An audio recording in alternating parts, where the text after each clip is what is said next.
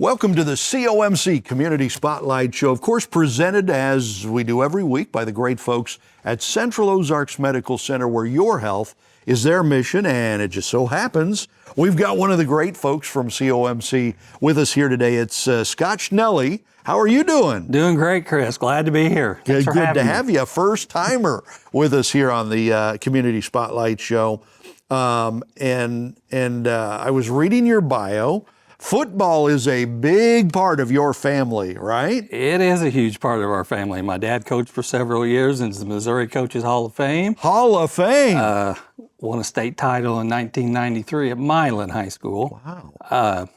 And then I coached a little bit too. I got into education and started coaching a little bit. We led the Chiefs, Mizzou, and Royals baseball. Good time to be a Chiefs fan, right? Absolutely. Wow, talking Super Bowls and Patrick Mahomes and all that stuff. It's a good day. Doesn't get any better than that, that's for sure.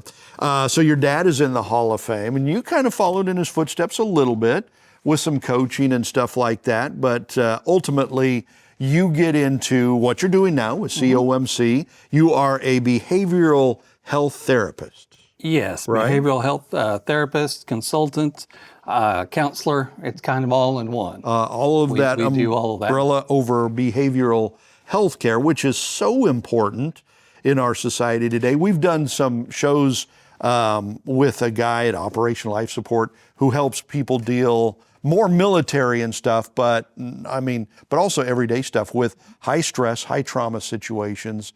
And all of that can feed into mental health situations, right? Absolutely. We've got a lot of anxieties, a lot of depression, a lot of things like that.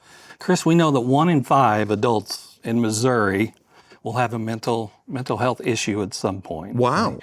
And we know that 1 in 20 adults will have some thoughts of suicidal ideation in Missouri. These are just the latest studies. Okay. So it's a good portion of the population. And that number doesn't seem to be going down. The stress and trauma seems to be going up, so that more people seem to be having to deal with this. Absolutely. And we're kind of coming out of the COVID years too. So keep in mind that it's taken a little bit that with being isolated and the connection and the things like that with COVID. So we're kind of coming out of that a little bit too. And we're seeing more and more with the adolescents as well. It's funny how that pops up whenever this discussion comes up, behavioral health care or stress and trauma.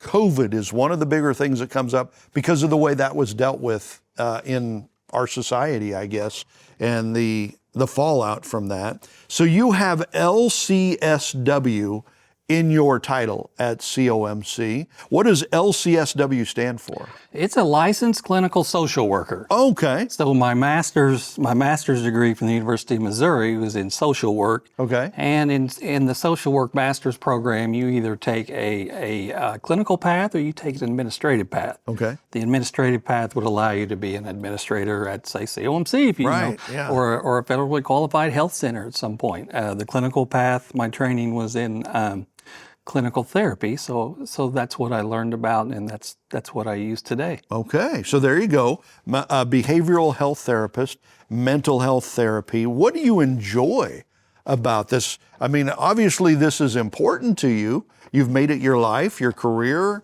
What do you enjoy about it? What is so special about it? Well, Chris, it's when you can see people make progress, and it doesn't have to be a great amount of progress, but from an outside perspective, if they can hear that they've made progress, because a lot of times when people come to see me, they want to improve their quality of life. Yeah. Right. And if we can make any small changes or big changes, that's what we want to see. We want to see progress. We want to see consistency. And you know what? When that aha moment of that light comes on for them, that's what's most rewarding. I bet. Yeah. I mean, you're changing lives in what you do, and you can actually see that.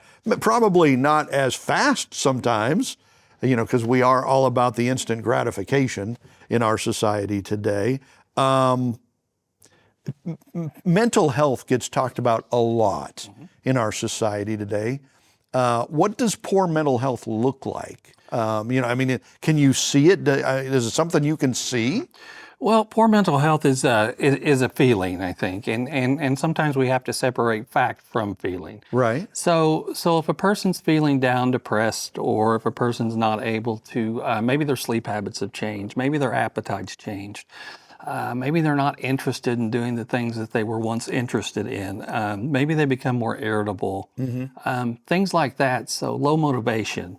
That's kind of when you know that, hey, something needs to change a little bit. Or Right. and if it's your environment, and then can you make some adaptable changes to your environment? Or if it's your work, can you make some adaptable changes to your work? So poor mental health, it's kind of a gray area there, because we do have a diagnostic statistical manual that tells us some symptoms and characteristics of depression, anxiety, trauma, Interesting. things like that. And I've got a friend, an older gentleman, who, it was almost like a switch flipped, where he went from a laughing, jovial kind of guy to just very depressed. And nobody could figure out what happened, right? And I'm not even sure he knew what happened, but it was an amazing switch, an amazing change. Do you see that? Yes, we see that. We see that quite often. People come in, and probably our primary diagnoses are depression and anxiety and low mood, trauma, like I said. And keep in mind, there's a lot of things that happen. It's people's experiences. It's not what's wrong with you. It's not what's wrong with me. It's what happened. What are some of your experiences? And sometimes, like an older gentleman, as you're speaking about a friend, things can kind of come to the top a little bit Sure. later on in life. And then we also talk about ages and stages of life. When we get older, we think about, okay, what have I accomplished? What have Yeah. I done? Yeah. And a lot of times, sometimes we think, boy, I haven't done enough. Right. Yeah. And that can be depressing a little bit. It can be absolutely depressing. Another thing sleep is so important, right? If you start to get stressed about things and that starts to affect your sleep, I'm sure that can have an effect on your mental health too. Absolutely. We know what sleep does. We know being sleep deprived causes irritability, Yeah. anxiety. It can cause a lot of things. So consistency in your sleep patterns is a big, big component of mental health. Boy, that's true. Okay. Isn't this fascinating? Okay, so we've got Scott Schnelle from COMC, behavioral health therapist, and we'll get into more of this because it's so amazing. So don't go anywhere. We'll be back with the COMC Community Spotlight Show.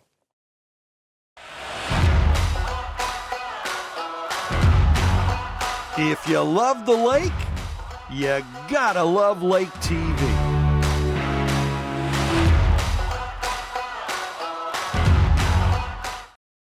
At COMC, your health is our mission. Central Ozarks Medical Center offers 3 OBGYNs at the Osage Beach Clinic and 2 pediatricians with same-day appointments available. At COMC, our doors are open to everyone with 5 primary care locations conveniently located across the Ozarks. COMC for the best medical, dental, and behavioral health care. Get more info on how COMC can help you at centralozarks.org. COMC, where your health is our mission.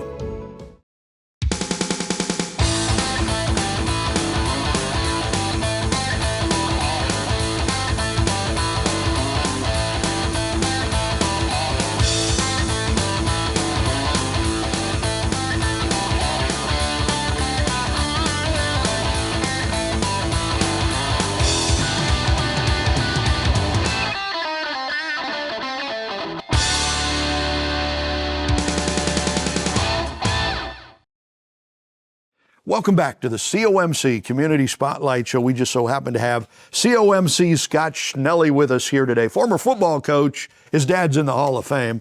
COMC behavioral health therapist. Behavioral health, such a big thing in our society today. Do you have a typical client? Well, and that's kind of a gray area too, Chris. The clients that we work with, as I mentioned, we work with a lot of anxiety, a lot of mood, trauma, and things like that. And a typical client, can come in and they just want to change something. Yeah. They know something's missing. Typically what we find is that there's an absence of something in people's lives that they're trying to find out. What do I need more of? Right. What do I want less of? So typically that's what we see, and then we try to process those experiences that might have led to that. That makes a lot of sense. That sounds like it can affect a lot of different people. Are there warning signs that people can watch for either in themselves or in others? Absolutely. We kind of touched on it earlier.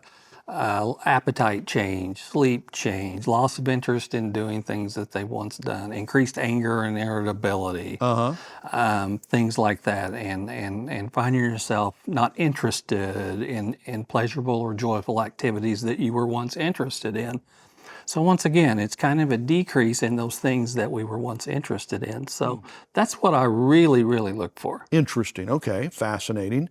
And just normal aging can change some of those things. Absolutely, because we're not as active as we once were. Yeah. If we were in construction, maybe a person can't get on that ladder right now, but maybe that person still wants to fix everything in the house, right? Yeah. But it's not possible, and then maybe we have to hire that out a little bit. So yeah, that aging process and that age and stage is a big one. Absolutely, it would be.